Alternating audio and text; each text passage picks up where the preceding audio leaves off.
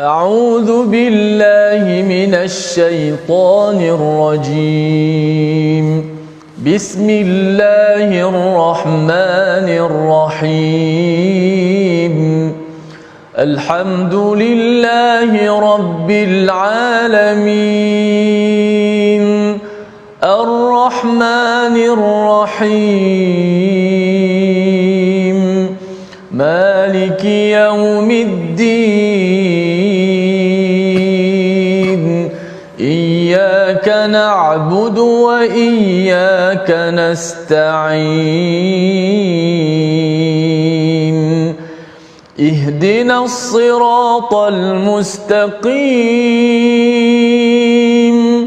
صراط الذين أنعمت عليهم غير المغضوب عليهم ولا الضالين.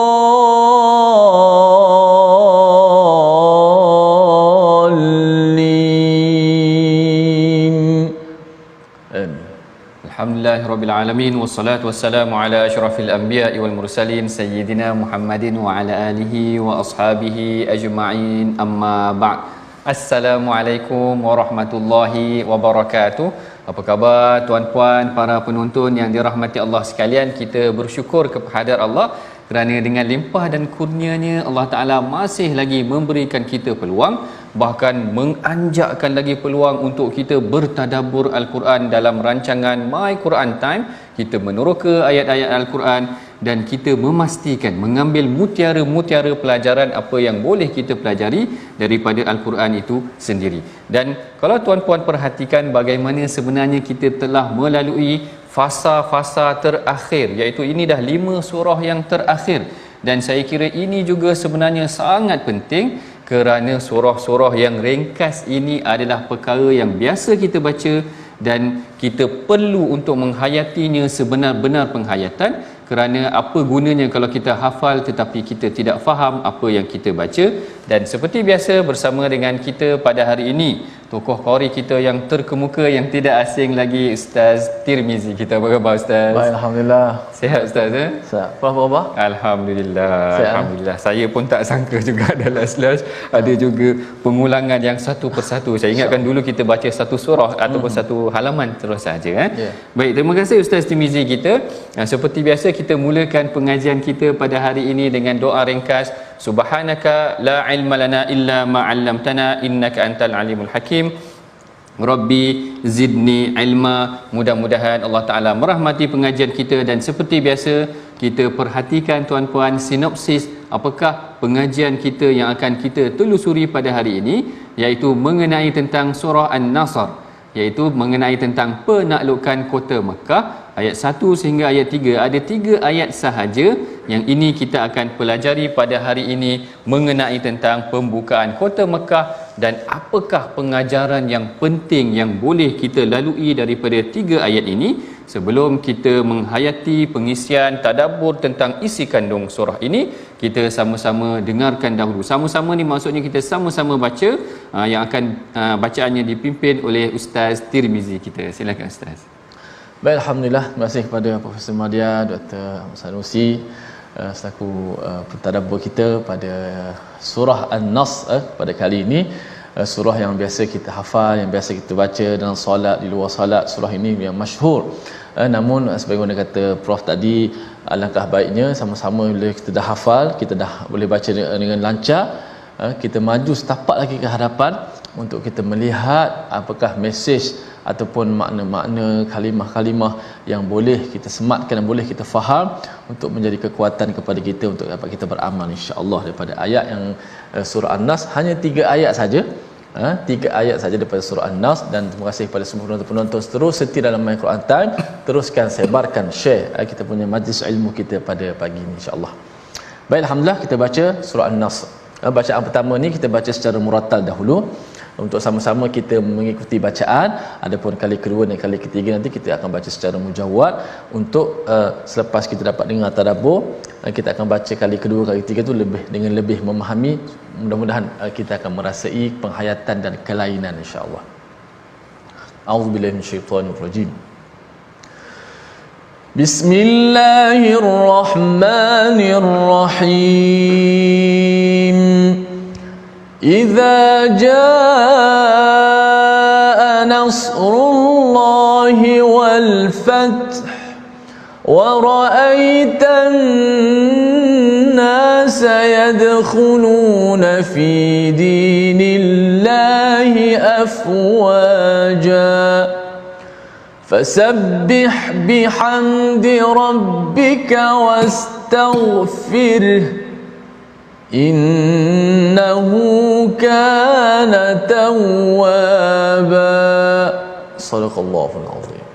Sadaqallahul azim. Allah Taala berfirman, apabila telah datang pertolongan Allah dan kemenangan dan engkau melihat manusia berduyun-duyun masuk agama Allah, maka bertasbihlah dengan memuji Tuhanmu dan mohonlah keampunan kepadanya, sesungguhnya Dia Maha Penerima taubat. Ini adalah satu ungkapan yang sangat menarik. Bagaimana Allah Ta'ala mulakan mengenai tentang kisah kemenangan umat Islam dalam Fathu Mekah, mengenai tentang pembukaan kota Mekah, dan yang menariknya penghujung surah ini Allah Ta'ala tutup dengan arahan agar kita bertasbih dan bertahmid, kemudian beristighfar kepada Allah. Apa kaitannya antara kemenangan dengan tasbih, tahmid dan istighfar ini? Yang ini yang akan kita telusuri pengajiannya ataupun pembelajarannya pada hari ini.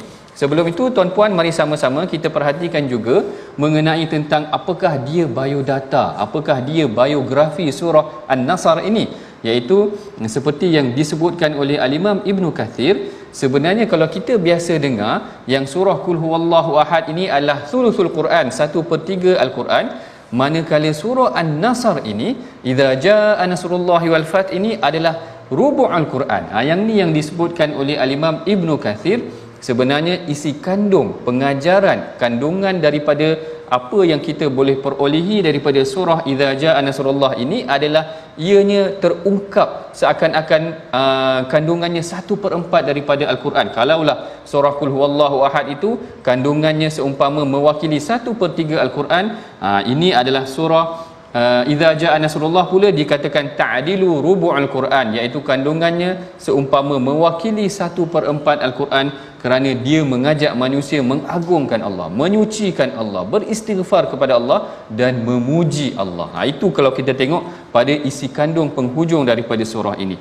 Manakala kalau kita tengok beberapa hadis mengenai tentang surah ini dikatakan turun pada awal ataupun pada hujung ketika mana berlakunya pembukaan kota Mekah, kerana ia berkaitan dengan pembukaan kota Mekah. Sebab itulah apabila seorang lelaki tanya kepada Sayyidina Abdullah bin Abbas, ditanya kepada dia, apakah surah yang paling akhir diturunkan? Ata'lam akhir suratan min Quran nuzilat. Dia kata, wahai Abdullah bin Abbas, apakah kau tahu surah yang terakhir diturunkan daripada Al-Quran? Maka beliau menyatakan, na'am. Dia pun membaca Idza jaa nasrullahi wal fath. Itulah dia surah yang dikatakan antara surah terakhir diturunkan. Sebab itulah Sayyidina Abdullah bin Mas'ud dikatakan menamakan surah ini sebagai surah Tawdi'. Surah Tawdi' ni maksudnya surah perpisahan. Perpisahan ni maksudnya nak berpisah dah antara Rasulullah dengan umat Islam. Dan yang menariknya juga, suka saya kongsikan juga Ustaz, sebenarnya surah ini ada kisah dia. Ada kisah dia kerana satu hari ketika Rasulullah telah meninggal, Saidina Umar panggil masyayikh Badar. Dia panggil para ahli tentera Badar, duduk sembang-sembang dengan dia. Tiba-tiba dia bawa Saidina Abdullah bin Mas'ud. Kisah yang masyhur, Saidina Abdullah bin Abbas, Saidina Abdullah bin Abbas. Dia bawa Abdullah bin Abbas duduk dengan dia. Tiba-tiba masyayikh, orang-orang besar ahli Badar ini, orang-orang senior ni tanya, dia kata, kenapa engkau bawa budak ni?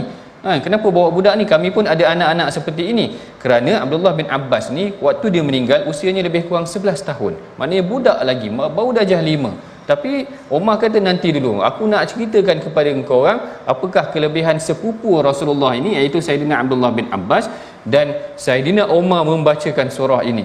Umar baca Idza jaa nasrullahi wal fath. Lalu ditanyanya kepada seluruh masyayikh Badar, tentera-tentera Badar yang senior ini, apakah pandangan kamu tentang ini? Mereka kata ini ayat mengenai tentang kemenangan, ayat mengenai tentang pembukaan kota Mekah. Tetapi apabila ditanya kepada Sayyidina Abdullah bin Abbas, Abdullah bin Abbas kata surah ini menunjukkan kedatangan ajal Rasulullah.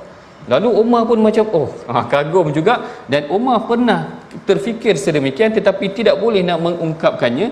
Inilah kelebihan yang ada pada Sayyidina Abdullah bin Abbas yang menceritakan mengenai tentang, bukan sekadar surah ini menceritakan mengenai tentang kemenangan, tetapi juga ianya adalah mengenai tentang ajal Rasulullah. Apabila surah ini dibacakan juga, Rasulullah pernah bagi tahu kepada Sayyidatina Fatimah, dia kata ajal aku telah semakin dekat. Fatimah menangis tiba-tiba. Fatimah menangis, lalu setelah dia menangis tiba-tiba dia tertawa kerana Rasulullah kata memang ajal aku telah semakin hampir, tetapi maknanya nanti engkau juga yang akan mendahului ataupun akan datang selepas daripada ini, maknanya engkau akan meninggal cepat selepas daripada aku. Ini sekadar biografi ataupun biodata, sedikit latar belakang surah An-Nasr. Dia juga dipanggil sebagai surah At-Tawdi'. Dia adalah 1/4, maknanya dia mewakili kontennya, kandungannya 1/4 daripada Al-Quran. Dia berkaitan tentang kisah pembukaan kota Mekah. Dan kita nak mendalami mengenai tentang pembukaan kota Mekah ini, kita nak minta sedikit Ustaz Tirmizi kita bacakan ayat pertama dan yang kedua ni, atau nak baca seluruh pun tak apa. Kita nak tuan-puan betul-betul faham mengenai tentang surah An-Nas ni. Silakan Ustaz. Masya-Allah. Tak masuk lagi tadabbur, tapi tak masuk lagi. Kita dengar pendahuluan, mukadimah, biodata surah ni, kita dah rasa satu cinta dah. Bagaimana bukan sekadar surah kemenangan, bahkan surah ini menandakan ajal Rasulullah makin dekat. Kalau kita tengok dalam makna secara literal pun ada berkenaan dengan diminta untuk tasbih, memuji Allah dan beristighfar, minta ampun. Walhal kemenangan biasanya orang takbir, tapi ada kemenangan tapi kena istighfar. Nanti kita akan bersama dengan Prof. Kita baca sekali lagi, sama-sama kita hayati. Auzubillahi minasyaitanir. Bismillahirrahmanirrahim. Idza jaa nasrullahi wal fathu wa ra'aitan nasa yadkhuluna fi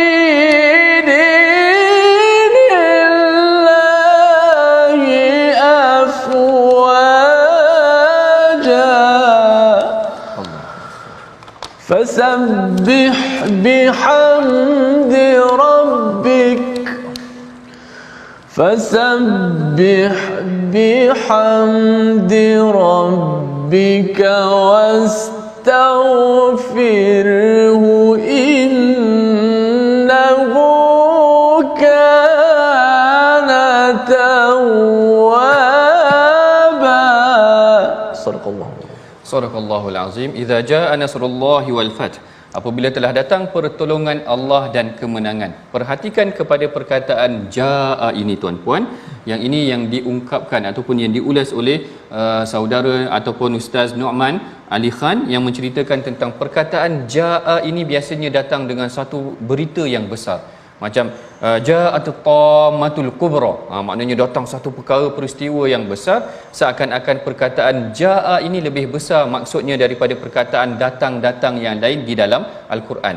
Dan di sini juga disebutkan pertamanya perkataan nasrullah itu tadi, iaitu bantuan pertolongan Allah itu tadi sebelum kemenangan pembukaan kota Mekah.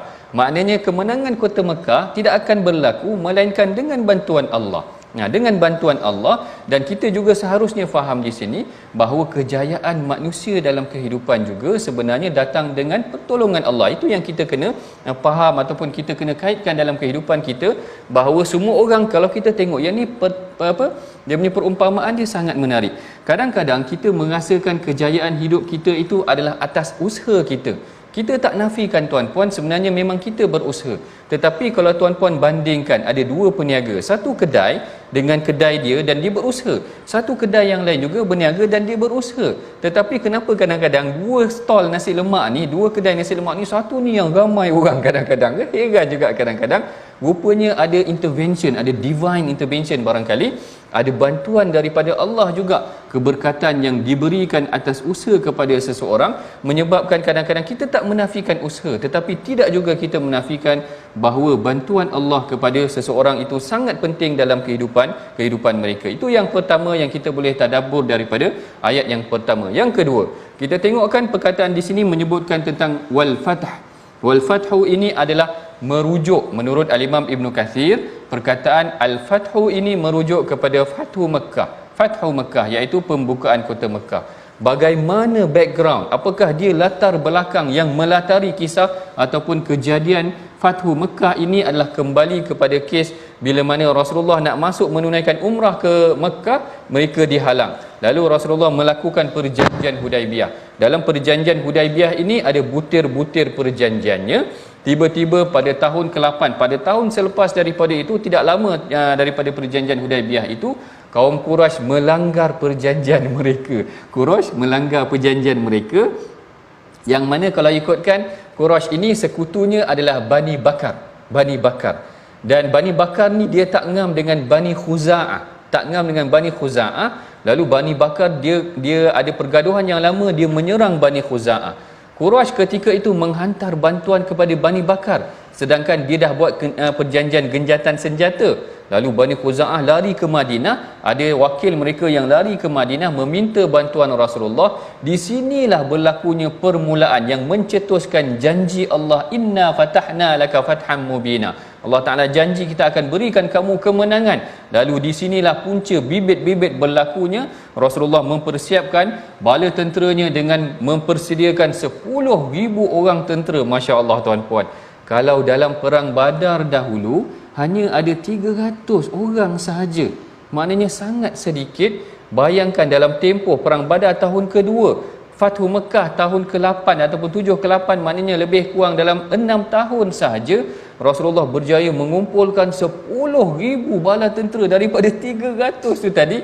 Dalam tempoh 6 tahun, berapa kali ganda peningkatan umat Islam. Tuan-puan bayangkan, dari aspek statistiknya, bagaimana pengembangan 300 tentera menjadi 10,000 orang dalam tempoh 6 tahun. Ini adalah kemajuan yang sangat luar biasa apabila Islam itu, apabila Rasulullah itu sendiri mentadbir Madinah dan dia mengembangkan kuasanya. Lalu berlakulah serangan kepada ataupun pembukaan kota Mekah ini tadi. Dan kita perhatikan pembukaan kota Mekah ini tidak berlaku dalam keadaan yang kucar kacir. Maknanya tidaklah berlakunya pembunuhan besar-besaran. Walaupun sebenarnya orang Islam telah berjaya menang, tetapi tidak berlaku pembukaan yang besar-besaran. Kita tidak tengok mereka ni berarakkan. Kalau kita dah menang, suatu tentera dah menang ke atas satu kawasan, mereka berarak dengan kereta kebal mereka, berarak dengan bendera mereka. Tetapi Allah ajar kepada Rasulullah, ini yang cantiknya, Allah ajar kepada Rasulullah, kemenangan ini adalah milik Allah, bukan milik orang. Maknanya atas bantuan Allah itu tadi, mereka mengembalikan kemenangan kepada Allah. Dan berlaku banyak prinsip-prinsip keadilan yang dibangunkan oleh Rasulullah ketika membuka kota Mekah ini. Yang pertamanya, Rasulullah membersihkan Mekah daripada segala kesyirikan. Ini yang paling penting dalam kehidupan kita yang kita belajar daripada surah ini. Kita hendaklah membersihkan jiwa kita daripada segala kesyirikan. Yang keduanya, Rasulullah memulangkan keadilan kepada ahlinya. Kalau tuan-puan perasan, bila Rasulullah dah berjaya menawan kota Mekah, sepatutnya Kaabah tu diambil, dan kunci Kaabah tu sepatutnya Rasul pegang lah. Rasul pegang lah. Tetapi tidak berlaku sedemikian. Rasulullah menyerahkan balik kepada tuannya, iaitu Saidina Uthman bin Talha. Rasul balik, Rasul kata ini adalah milik kamu. Maknanya dia dah jaga lama dah kunci Kaabah itu tadi. Maka di situlah yang diberikan, dan kita melihat kepada keadilan yang berlaku ketika pembukaan kota Mekah. Dan perlu juga saya ceritakan kepada tuan-puan, sebenarnya arahan mencari orang-orang tertentu ada. Arahan mencari orang tertentu ni maksud saya, memang Rasulullah kata kalau engkau jumpa yang ni, dapatkan dia ataupun kena bunuh dia ni, kerana dia memang melampaui batas. Kalau kita tak berjaya kawal dia, dia akan mengenakan balik Islam tu tadi. Lalu Rasulullah menamakan 4 orang. Ada yang kata 4 orang, ada yang kata 9 orang dan sebagainya. Tetapi sebenarnya daripada 4 ataupun 9 orang ni tadi, tidak banyak ataupun tidak berlakunya pertumbuhan darah yang secara besar-besaran. Rasulullah kata sekalipun mereka bergayut kepada kelambu Kaabah, mesti dapatkan orang-orang ni kerana mereka adalah orang yang memusuhi Islam. Kalau tak silap saya, salah seorangnya adalah Ikrimah bin Abi Jahal, anak kepada Abu Jahal itu sendiri yang dicari, tetapi akhirnya dia memeluk Islam. Tengok tadi bagaimana prinsip-prinsip keadilan yang dibawa. Tidak berlaku pertumbuhan yang berleluasa, tidak diarak kemenangan tersebut. Kalau ikutkan dendam dah lama dah tadi, dihalau tadi, tidak diarak sedemikian. Kemudian diberikan juga hak kepada ahlinya tadi, kunci Kaabah tidak dirampas, diberikan kepada Uthman bin Talha. Begitu juga dengan dimaafkan mengenai tentang kepada Saidina Ikrimah bin Abu Jahal tu tadi. Ini mengenai tentang ayat pertama tadabbur kita daripada surah An-Nasr. Tuan-puan, kita perhatikan dahulu sedikit perkataan pilihan yang ada pada hari ini yang kita ambil daripada surah An-Nasr ini, iaitu Nasara. Nasara ini maksudnya menolong ataupun membantu. Yang ini disebut sebanyak 158 kali disebutkan di dalam Al-Quran. Dan bagi memperkukuhkan lagi kefahaman kita, saya kira saya nak mempersilakan Ustaz. Boleh Ustaz? Ustaz Tirmizi bacakan lagi supaya kita benar-benar menghayati surah An-Nasr ini tadi. Baik, Masya-Allah, apabila datangnya pertolongan Allah dan kemenangan, kau akan melihatlah manusia berduyun-duyun masuk dalam agama Allah. Kita baca sekali ya. A'udzu minasyaitanir rajim. Bismillahirrahmanirrahim.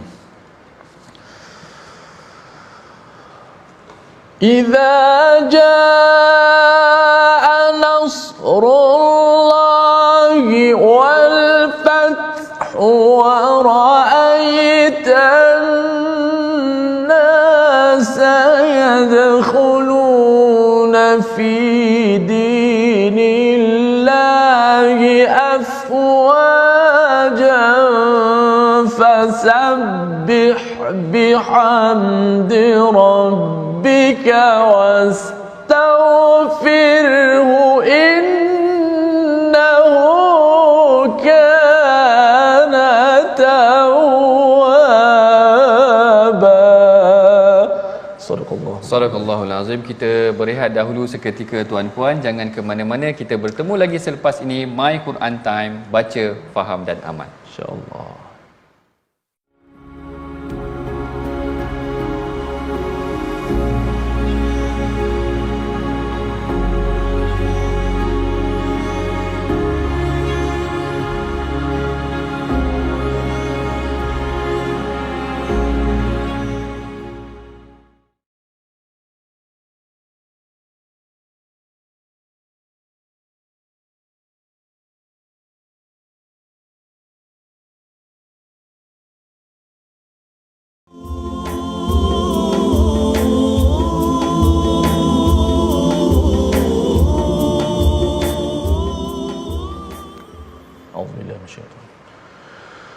Bismillahirrahmanirrahim.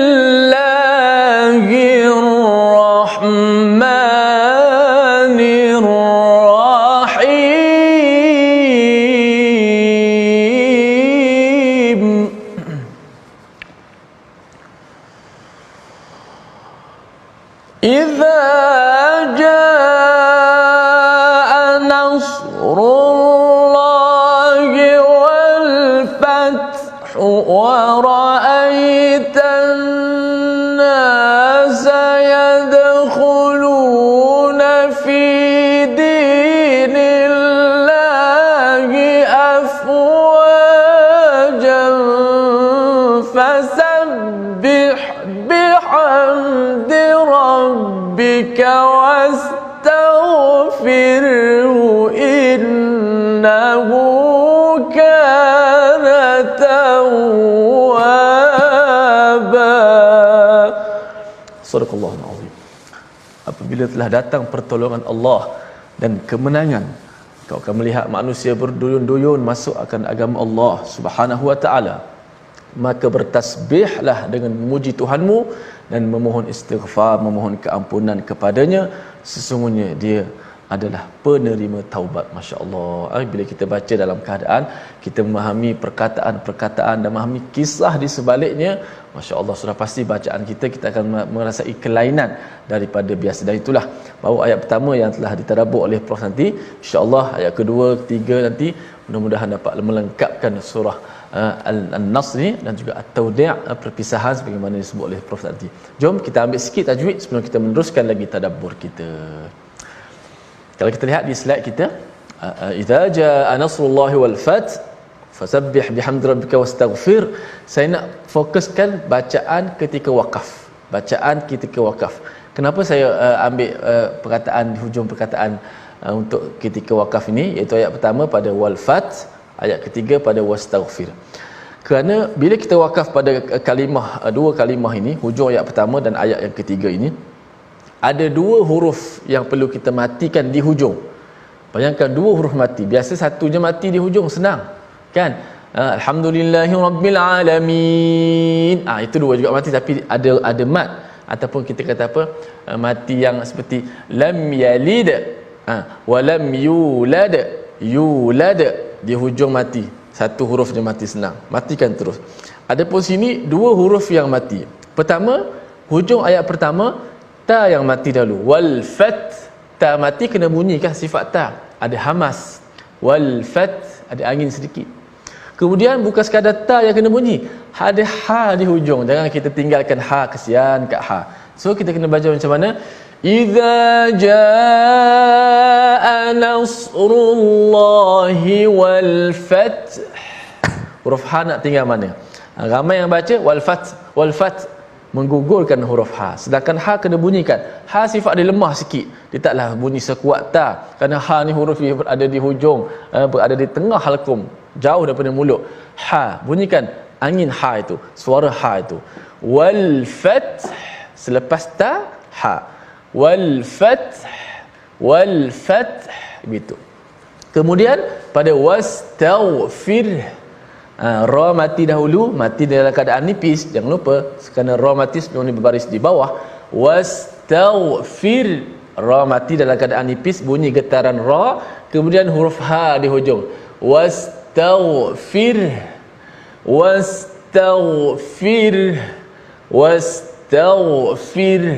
gitulah ya. Dua huruf yang kita kena matikan di hujung. Jelaskan sifatnya supaya huruf tu tidak digugurkan. Wallahu a'lam. Wallahu alam. Terima kasih Ustaz Tirmizi kita atas penjelasan. Kita dah hampir sampai kepada hujung Al-Quran ni tuan-puan. Dah banyak Ustaz Tirmizi kita, Ustaz Tir, Ustaz Tar kita ajarkan kita kalimah tajwid, bacaan dan sebagainya. Kalau boleh kita memang kena praktikkan, kerana kita nakkan bacaan kita itu seperti mana yang diturunkan, seperti mana yang diajar oleh Rasulullah sallallahu alaihi wasallam. Baik, kita akan masuk kepada perbincangan ayat yang kedua. Sesi pertama tadi baru ayat yang pertama. Yang ini kita masuk pula pada ayat yang kedua, menceritakan mengenai tentang bagaimana Allah Taala kata idza jaa nasrullahi wal fath. Bila datangnya nasrullah, kemenangan yang Allah Taala berikan, pertolongan Allah Taala berikan, wal fathu, iaitu pembukaan kota Mekah itu, wa ra'aitan nasa yadkhuluna fi dinillahi afwaja. Wa ra'aita, kamu akan melihat, wa ra'aita, kamu akan melihat, annas yadkhuluna, manusia akan ramai-ramai masuk fi dinillah, ke dalam agama Allah secara berbondong-bondong. Ini kita akan lihat tentang tadabburnya, tetapi sebelum itu kita dengarkan dahulu ulangan bacaannya semula daripada Ustaz Tirmizi kita. Silakan Ustaz. Baik, alhamdulillah, sama-sama kita baca sekali lagi secara mujawad. Quran ni ada ketika kita baca sama-sama, ada ketika kita mendengar bacaan itu mengamatikan makna satu-satu pun mendapat manfaat, dapat kelebihan. Sebagaimana dikatakan qari itu sebagai pemurah susu. Yang mendengar itulah yang meminumnya. Kadang-kadang yang minum tu dapat lebih lagi. Sebab dia dapat orang baca ni kadang-kadang nak jaga suara, nafas, tajwid, tak nak ingat dah dia punya makna kadang-kadang. Maka insya-Allah kita baca insya-Allah. Auzubillahi minasyaitanir rajim. Bismillahirrahmanirrahim.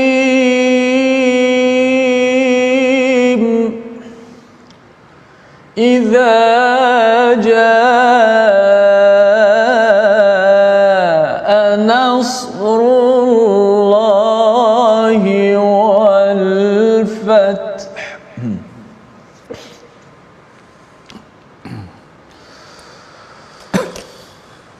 idza jaa nasrullahi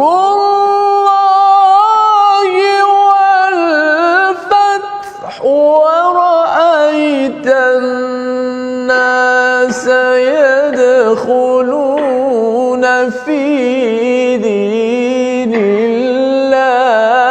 afwajan fasabbih bihamdi rabbika wastaghfirhu innahu kana tawwaba.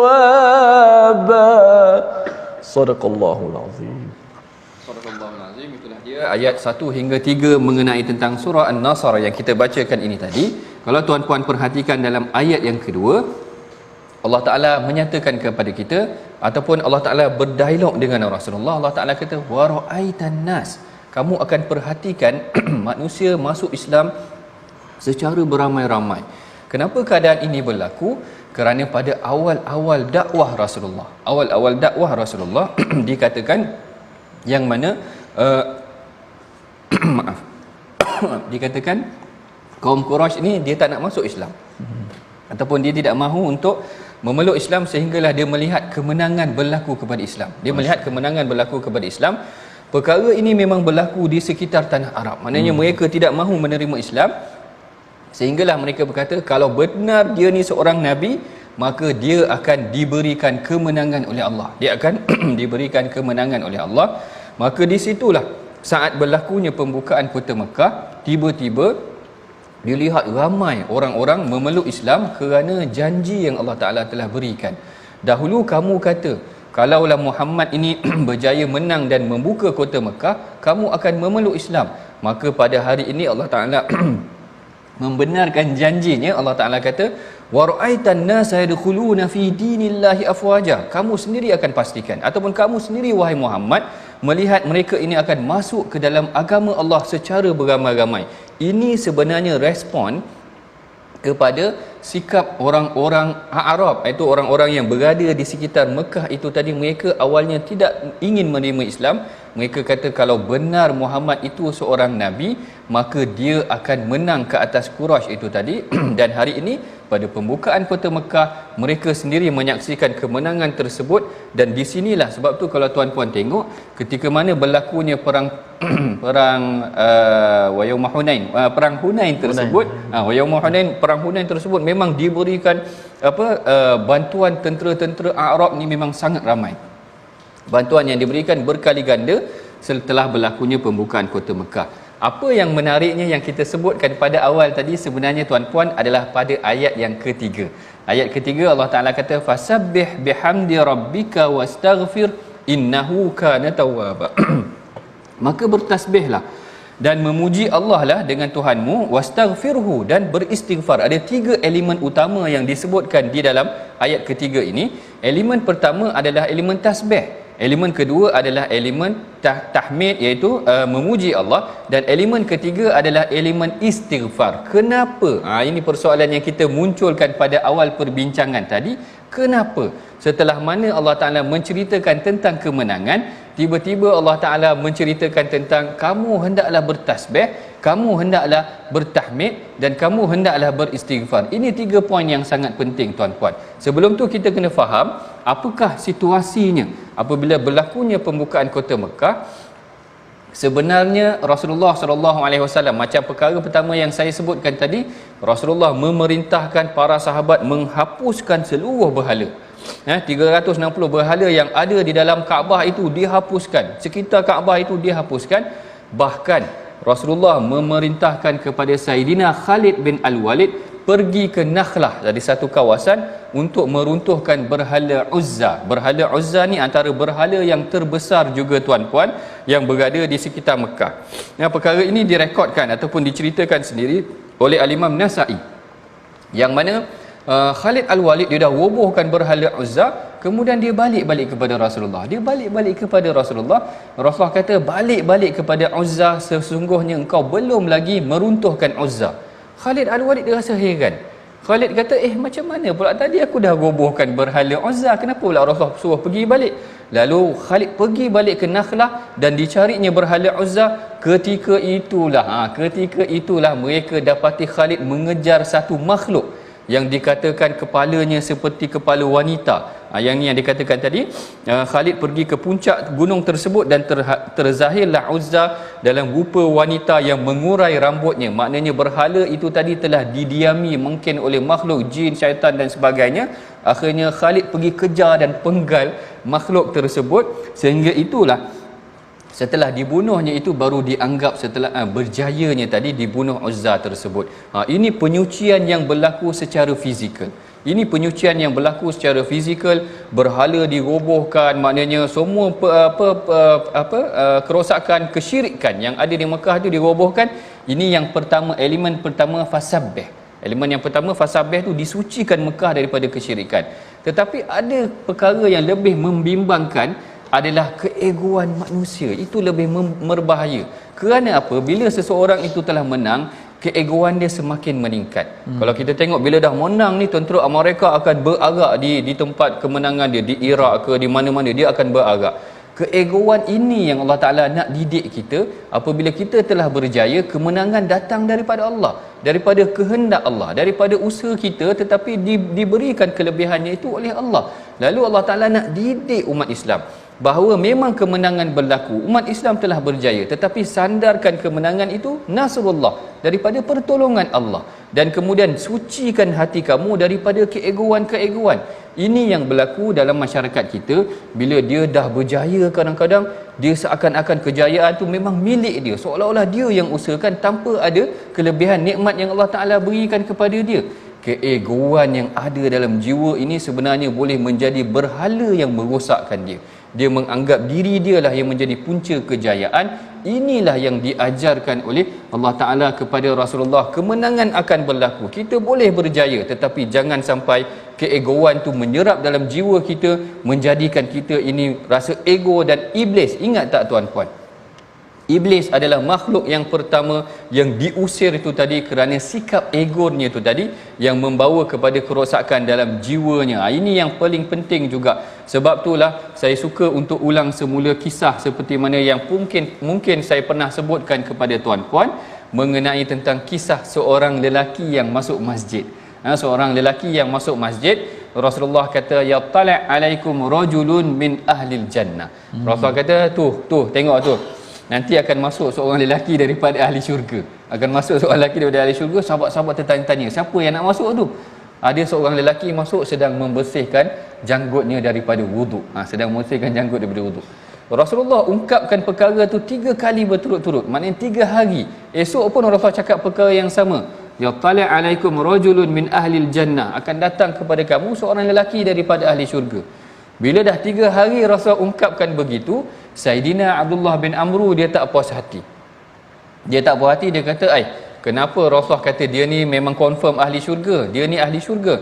Lalu dia, bila Rasulullah dah beredar, dia pergi ikut lelaki tu. Abdullah bin Amru ikut lelaki tu dan dia kata kepada lelaki tu, aku ni ada masalah sikit dengan ayah aku. Aku ada masalah sikit dengan ayah aku. Boleh tak aku nak tidur rumah engkau 3 hari kerana aku ada masalah dengan keluarga? Lelaki itu dibenarkan. Bila dibenarkan, Abdullah bin Amru tidur rumah dia dan Abdullah bin Amru kata, aku tengok malam tu dia ni bukannya jenis bangun qiyamul lail sangat pun. Maknanya tak banyak mana ibadah dia. Tak banyak mana ibadah dia sehingga setelah 3 hari. Sehingga setelah 3 hari, dan dalam hadis tu disebutkan, dia kata fa ahtaqiru amalahu. Kittu an ahtakir amalahu. Dia kata hampir-hampir aku nak merendahkan amalan dia, macam tak ada banyak sangat amalan yang dia ada. Tapi kenapa Rasulullah janjikan dia ni sebagai ahli syurga? Lalu dia bertanya kepada lelaki tersebut, dia berterus terang saja, konfront saja secara terus terang. Dia pun bagi tahu macam nilah. Macam nilah dia kata, sebenarnya aku dengan ahli keluarga aku tak ada masalah apa-apa. Sengaja aku minta izin untuk tidur di rumah kau 3 hari kerana aku dengar Rasulullah cakap. Aku dengar Rasulullah cakap engkau ni adalah daripada ahli syurga. Jadi apakah amalan yang boleh membawa engkau masuk syurga ni? Lalu lelaki tu kata, anta kama ra'aita. Dia kata, engkau adalah seperti mana yang kau lihat aku buat tu tadi. Aku tak ada buat apa banyak sangat pun, melainkan dia menjaga pertuturan dia dan dia menjaga hati dia. Maknanya hati dia, illa anni lam aghish. Dia kata, melainkan hati aku ni tidak ada rasa hasad dengan orang mukmin. hati aku ni tidak ada mempunyai rasa ego, hati aku ni tidak ada mempunyai rasa dengki dengan orang lain. Ini yang barangkali Abdullah bin Amr kata, inilah sifat yang membawa engkau kepada syurga. Inilah yang nak dibersihkan oleh Rasulullah. Kemenangan dah berlaku, kita dah berjaya menang, tetapi kalau kita apa gunanya menang itu menyebabkan ego kita tinggi. Rasulullah kata tak masuk syurga orang yang mempunyai mithqala dzarratin, orang yang ada satu hasad ataupun kibir, ego dalam jiwa dia. Ini yang pentingnya atas kemenangan yang Allah Ta'ala berikan kepada umat Islam. Jangan kemenangan tersebut menjadikan diri kita ego. Kekayaan yang Allah Ta'ala berikan kita, Allah Ta'ala dah jadikan kita berjaya, kita dah jadi datuk, kita dah jadi profesor ke, kita dah jadi doktor. Jangan ada sikap-sikap nikmat yang Allah Ta'ala berikan kepada kita itu menjadikan kita ego dan memandang rendah kepada orang lain. Sedikit sikap ego akan menyebabkan kita terhindar daripada neraka, daripada syurga. Sebab itulah pengajaran surah ini antara yang terpentingnya. Apabila Allah Ta'ala berikan kemenangan, Allah Ta'ala membenarkan janjinya, Allah Ta'ala kata fasabbih bihamdi rabbika wastaghfir. Fasabbih bihamdi rabbika wastaghfir innahu kana tawwaba. Bagi memasakkan lagi kefahaman ini, kita sama-sama dengarkan lagi bacaan yang akan diulangkan semula oleh Ustaz Tirmizi kita. Silakan Ustaz. Baik, alhamdulillah, masya-Allah, kita mendengar panjang lebar tentang tadabbur surah An-Nasr. Bukan sekadar kemenangan, kita jangan jadi orang sombong. Walaupun kita menang, kita masih kena minta ampun, kita masih kena bertasbih memuji Allah Subhanahu Wa Taala, kerana wa man nasru illa min indillah, tidak ada sebarang kemenangan, pertolongan melainkan daripada Allah Subhanahu Wa Taala. A'udzubillahi minasyaitonir rajim. Bismillahirrahmanirrahim.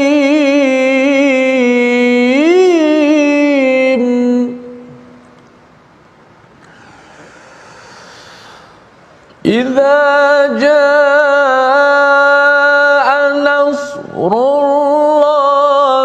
wal fathu wa ra'aitan الناس يدخلون في دين الله أفواجا فسبح بحمد ربك واستغفره إنه كان توابا.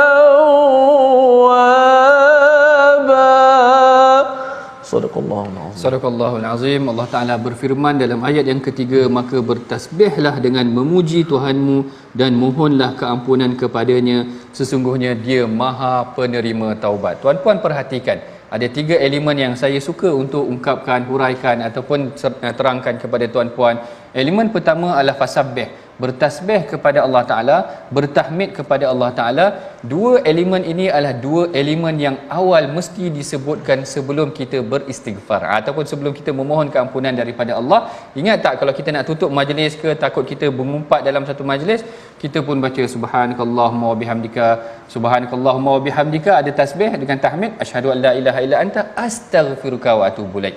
Sebab itulah dalam tafsir ada disebutkan, Al-Imam Ibn Kathir ada sebutkan antara zikir ataupun tasbih yang banyak diungkapkan oleh Rasulullah di dalam rukuk dan sujudnya adalah subhanakallahumma rabbana wa bihamdika Allahumma ghfirli. 3 perkara, 3 lafaz ni, subhanakallahumma rabbana wa bihamdika, 2 lafaz ni, Allahumma ghfirli, subhanakallahumma wa bihamdika, subhanakallahumma rabbana wa bihamdika Allahumma ghfirli. Ini kalau boleh, kalau tuan-puan ingat, subhanakallahumma rabbana wa bihamdika Allahumma ghfirli, ungkapkan sebanyak-banyaknya. Inilah antara tasbih yang banyak kali diungkap oleh Rasulullah di dalam rukuk dan sujudnya, seperti mana yang disebutkan oleh Al-Imam Ibn Kathir. Kita telah pun sampai kepada penghujung rancangan. Mari sama-sama tuan-puan kita bacakan resolusi pengajian kita pada hari ini, iaitu apa yang telah kita belajar. Yang pertama, berusaha untuk sebar luaskan syariat Islam sehingga sampai ke seluruh pelosok dunia seperti mana yang berlaku dalam Fathu Makkah itu sendiri. Yang kedua, bertasbih, bertahmid dan bertakbir sebagai tanda syukur akan segala nikmatnya. Dan yang ketiganya, hendaklah kita sentiasa beristighfar, untuk mengekalkan kemakmuran dan keamanan negara. Itulah dia sedikit sebanyak pengajaran yang boleh kita pelajari dan praktiskan pada hari ini. Mudah-mudahan boleh kita amalkan, dan saya serahkan kepada Ustaz Tirmizi kita untuk memimpin bacaan doa. Masya Allah, terima kasih kepada Profesor Madya yang telah memberikan peringatan demi peringatan kepada kita daripada ayat Al-Quranul Karim, dicerahkan lagi dengan tadabburnya. Mudah-mudahan menjadi penanda kepada kita semua bahawa kita semua ini makin lama makin akan menuju penghujung, umur kita makin lama makin akan dekat bertemu Allah Subhanahu Wa Taala. Banyaklah kita beristighfar, bertaubat kepada Allah Subhanahu Wa Taala. Bismillahirrahmanirrahim. Alhamdulillahirabbil alamin wassalatu wassalamu ala asyrafil mursalin. Ya Allah, ampunkanlah dosa kami, ya Allah, ampunkanlah dosa-dosa kami dan salah silap kami, ya Allah. Bila kekuatan kepada kami, ya Allah, dalam perjuangan ini, ya Allah, pilihlah kami selaku hamba-Mu yang akan memperjuangkan agama-Mu, ya Allah. Ya Allah, kurniakanlah kemenangan dan pertolongan-Mu kepada kami, ya Allah. Ya Allah, ya Tuhan kami, bila kekuatan kepada kami untuk sentiasa kami memuji dan bertasbih memuji-Mu, ya Allah. Dan ampunkanlah dosa-dosa kami, terimalah taubat kami semua, ya Allah. Amin ya rabbal alamin. Walhamdulillahi rabbil alamin. Alhamdulillah, syukur kepada Allah Subhanahu Wa Taala, dan bersama-sama kita berada di penghujung My Quran Time, dan saya mengajak semua sahabat-sahabat untuk sama-sama dalam tabung gerakan. Mudah-mudahan gerakan Al-Quran kita ni dapat sama-sama kita manfaatkan dengan sumbangan tuan-tuan, dan jangan lupa saksikan ulangan My Quran Time, dan moga kita terus istiqamah dengan Al-Quran, carilah kebahagiaan dan kemuliaan dengan Al-Quran. Terima kasih kepada Prof sekali lagi. InsyaAllah kita bertemu lagi pada episod yang akan datang. My Quran Time, baca, faham, amal.